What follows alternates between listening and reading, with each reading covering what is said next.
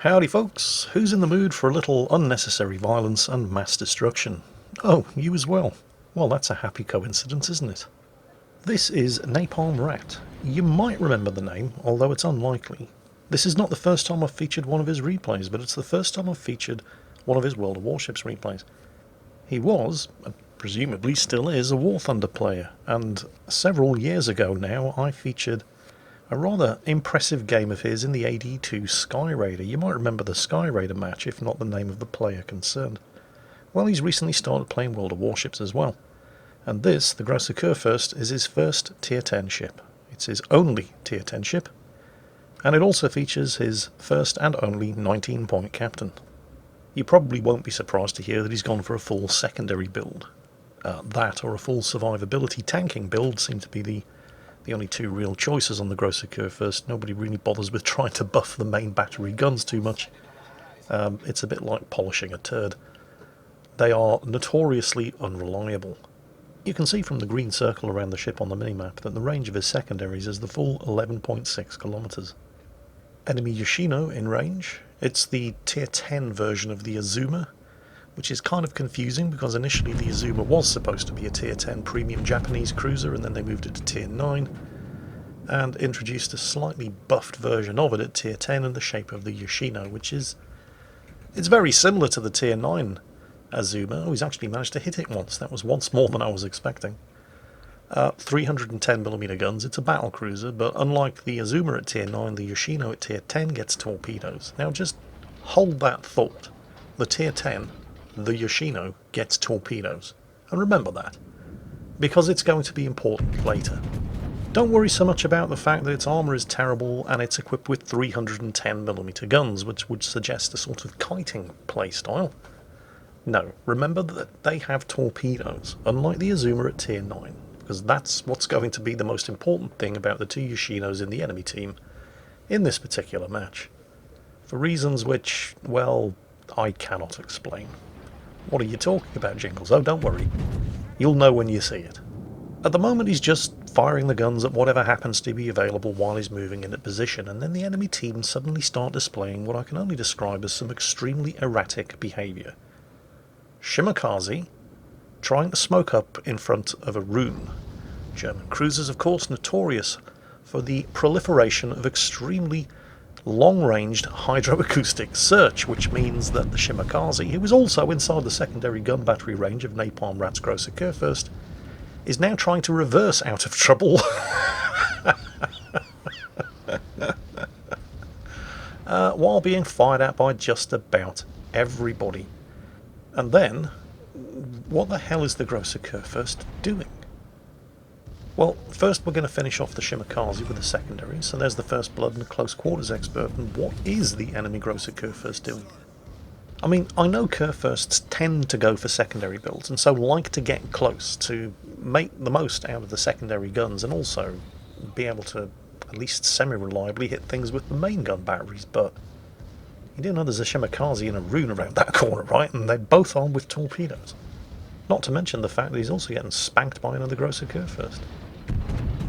Speaking of cruisers armed with torpedoes, those are Yoshino torpedoes. It has 2 quad launchers on each side. And as you can see, they pack a fair old punch. So there's a pair of Yoshinos lurking on the other side of the island over there, but that's fine, because as long as they're there, they can't torpedo anybody. And they can't put their 310mm gun batteries to use either. Meanwhile, the Grosse Kurfürst, pummeled by secondaries, main batteries, and with another torpedo salvo from the Shimakaze, who was detected around the corner by the enemy Shimakaze that Napalm Ratte sank, with the assistance of the rune's hydroacoustic search. So, yeah, hang on a minute. Was that Yoshino not paying attention? Did you not see what just happened to the Shimakaze and the Grosse Kurfürst? Let me just put this into context for you, because it's not just that Yoshino. There's one over there as well. These are battle cruisers. They're armed with 310mm gun batteries. They're the biggest guns on any cruiser in World of Warships. They have a range in excess of 19 kilometers, but the ships themselves are very badly armoured. And if it was just one of them doing this, I'd write it off as a fluke, but they're both doing it. Is this some kind of special Yoshino captain special tactic that the rest of us don't understand? They're not even using their guns. Look at this. They're coming out and pulling U-turns to fire the torpedoes from first one side and then the other. In the process, exposing broadside not once but twice. Once on the way out and then once on the way back in. These guys do know they're on with 310mm guns, right? You do know that the Grosser Kurfürst has hydro. There is no way you're going to catch it by surprise with torpedoes. Look at these clowns. What in the name of God are they doing? The only reason they're not both dead is because this is a Grosser Kurfürst and the guns couldn't hit the side of a bomb from the inside. Can you imagine how dead one or both of these guys would be if this was any other Tier 10 battleship? Or even a heavy cruiser. Can you imagine how quickly these guys would have died if Napalm Rat was in a Des Moines giving broadside like that? Not once, but twice. Oh, hang on. This guy's remembered he's got guns. Of course, he's firing armour piercing against a very heavily angled Grosser Kurfürst, so didn't work out too well for him. And yep, there's the second salvo of torpedoes from the other side. And the second Yoshino has also pulled a U-turn, so there will be more torpedoes coming from him as well. So remember, kids, this is how you play the Yoshino. Never mind the fact that you've got extremely good stealth for a Tier 9 or 10 battlecruiser, and extremely long-ranged and large-caliber guns for a cruiser.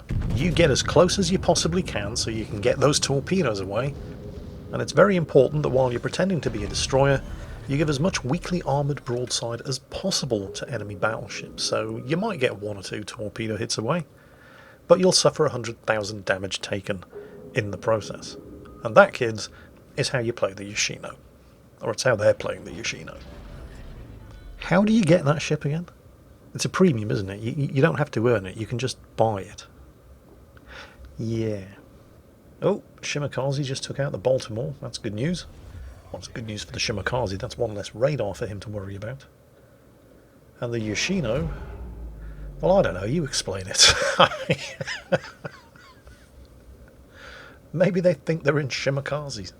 It's as good an explanation as any.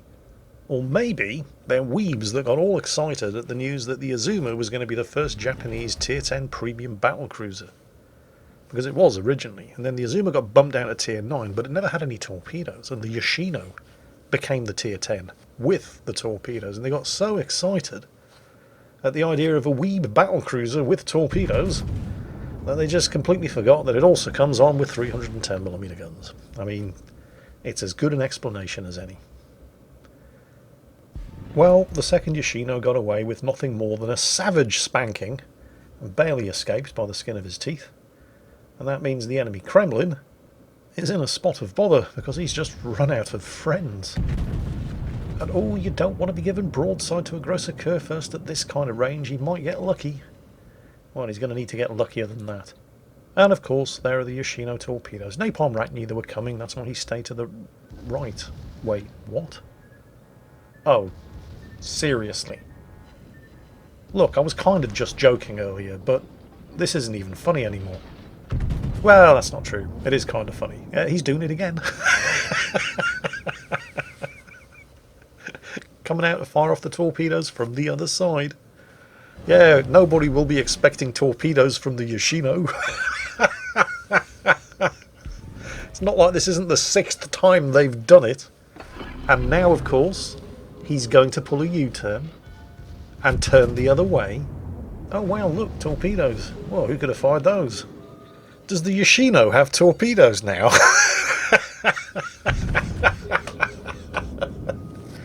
Quick, can somebody check the wiki page?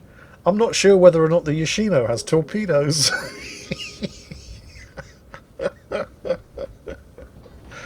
Oh god, quick, somebody make a meme.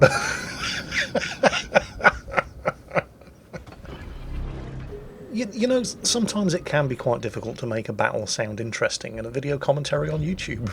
But when you get shit like this, the jokes just write themselves. I'd like to thank these two Yoshino players, without whom this video wouldn't have been nearly as entertaining as it is. I don't know if you've noticed, but if you've been paying attention to chat, the Shimakaze on Napalm Rat's team, who's heading south to try to intercept and cut off that Kremlin, has posted a warning in team chat. Watch out, guys. Torpedoes in Alpha. Really? Does the Yoshino have torpedoes, does it? Okay. Well, thanks for the warning. But I believe we've got this covered. Well, anyway. Thanks largely to the fact that the Grosse Kurfürst's guns couldn't hit the side of a bomb from the inside, the second Yoshino, against all of the odds, has actually managed to escape alive, although he doesn't have a huge amount of health left. It's also a fairly fast cruiser. It has a top speed of 34 knots, and while the Grosse Kurfürst is by no means a slow battleship, Napalm Rat has been pulling some fairly extensive manoeuvres, and so he's only just starting to build up some speed again. And he's taking the corner nice and wide, because his hydro is about to expire, and he doesn't want to get surprised by any more Yoshino torps. Meanwhile, the Kremlin is about to have a close encounter with a bunch of Shimakaze torpedoes. But has the Yoshino finally learned his lesson and he's using the speed and the long-range guns to open the distance and kite? No, of course he hasn't. He was safely behind cover on the far side of an island, and he's charging the Grosse Kurfürst to get inside torpedo range. He is still not using his guns. Is he going to stay angled, or is he going to start giving broadside? Well, you can't get the torpedoes away unless you expose the broadside of the ship, can you?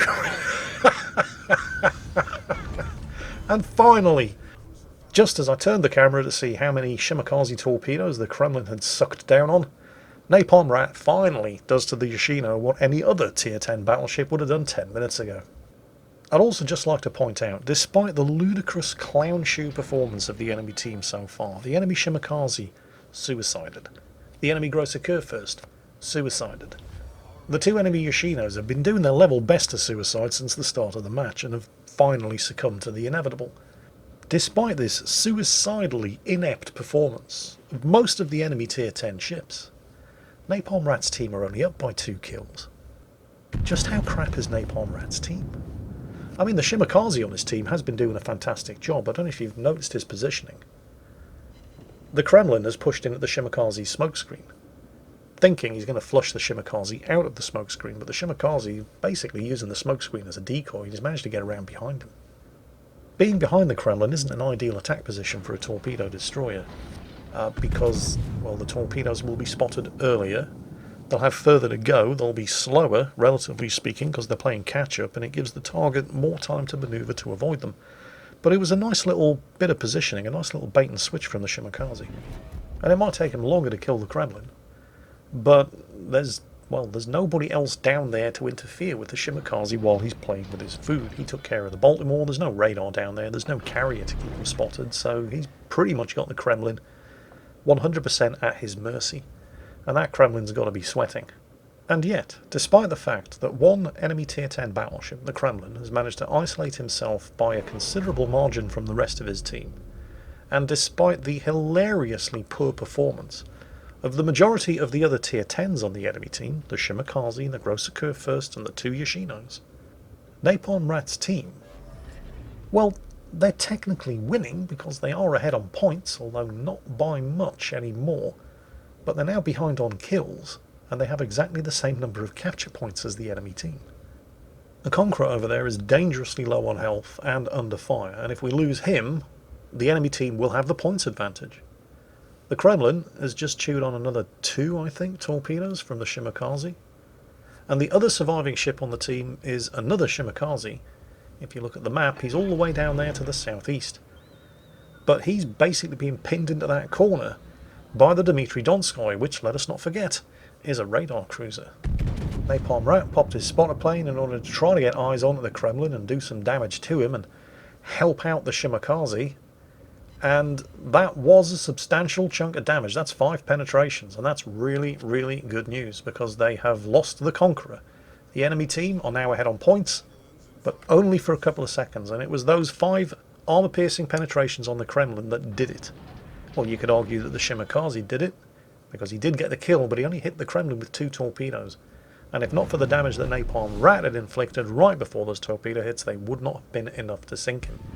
So thanks to Napalm Rat, who has just, by the way, capped. Yeah, in a grosser curve first, without being detected. Well, he's detected now, but it doesn't matter. He's already flipped the cap. But thanks to Napalm Rat in the grosser curve first and the Shimakaze, who's been chasing and stalking that Kremlin for quite some time, the team are still ahead on points, and they've got more points coming in than the enemy team, even if the enemy team are ahead on kills. So why has Napalm Rat just popped his Hydro? Well, he's detected. And it's not the Dmitry Donskoy, and it's not the Yamato. In fact, there's nothing in visible range, and yet he's detected. So it has to be the enemy Shimakaze. And if the Shimakaze can see him, and he can't see the Shimakaze is in torpedo launch range, so he's popped his Hydro. And sure enough, that's one set of torpedoes. You see, if you're capable of thinking and breathing at the same time, it's not that difficult to avoid torpedo attack. And there's the second set of torpedoes, and that's quite interesting, because you can quite clearly see that they have not been fired from the same angle, which means that the Shimakaze was travelling in a westerly direction when it launched those torpedoes. And that means that by now the Shimakaze is probably somewhere over there. And that's really bad news, because it means that Napalm Rat has a Yamato, a Dmitry Donskoy, and a Hindenburg on one side, and a Shimakaze on the other. And remember, the Shimakaze has 3 torpedo launchers, and we've only seen 2 sets of torpedoes. Also, this Hydro isn't going to last forever. And then suddenly, smokescreen and enemy Shimakaze spotted, in pretty much the exact location that Napalm Rat thought he was going to be. And God bless the friendly Shimmer, who, having fired his torpedoes against the 3 enemy cruisers and battleship to the south, immediately takes the enemy Shimakaze under fire with his guns. Bit of a brown alert moment here for Napalm Rat, as he's almost caught giving full broadside to the Yamato, but he's realised that in order to win this match, all he has to do is stay alive. Although when you've got a Dmitry Donskoy, a Hindenburg and a Yamato shooting at you, and presumably a Shimakaze launching torpedoes at you, that's significantly easier said than done. At the same time, however, while his situation is not exactly ideal, he's just burned through the last charge of his consumables, with the exception of his spotter plane, which isn't really going to help him out here. He is pretty well angled, and the Yamato back there is not. And Napalm Rat has just remembered the weakness of the Yamato's cheek armour underneath the 2 forward turrets. Yep, that weakness. I mean, he is aiming specifically for that section of the ship, but he was kind of lucky to hit it, because you don't really aim the grosser curve first's main battery guns. You just kind of address the shells to whom it may concern, and just kind of have them delivered to a general postcode area rather than a specific street and house number. So he did get kind of lucky with that first citadel. But at this point the Yamato's getting desperate. They know that they must sink a ship now in order to buy themselves the time that they're going to need to find and sink the 2 Shimakazes, which doesn't seem likely, but it's the only chance they've got. So the Yamato is risking everything. And there's another citadel, just in order to get the backside of the ship swung around to clear that rear turret and get the rear turret firing. And with the amount of 8-inch high explosive shells coming in from the Hindenburg as well, Napalm Rat pretty much has to sink that Yamato now in order to not die and prevent that from happening. And in the process, bumping the team up to 1,000 points and winning the game. Yeah, not bad for a War Thunder player. And I'd just like to add that if you know anybody who's thinking of getting themselves a Yoshino and they want to know how the ship should be played, just direct them towards this video. I'm sure the community will thank you. Anyway, Napalm Rat, thank you very much for that replay. Very well done. Everybody else, I hope you enjoyed it. And as always, take care, and I'll catch you next time.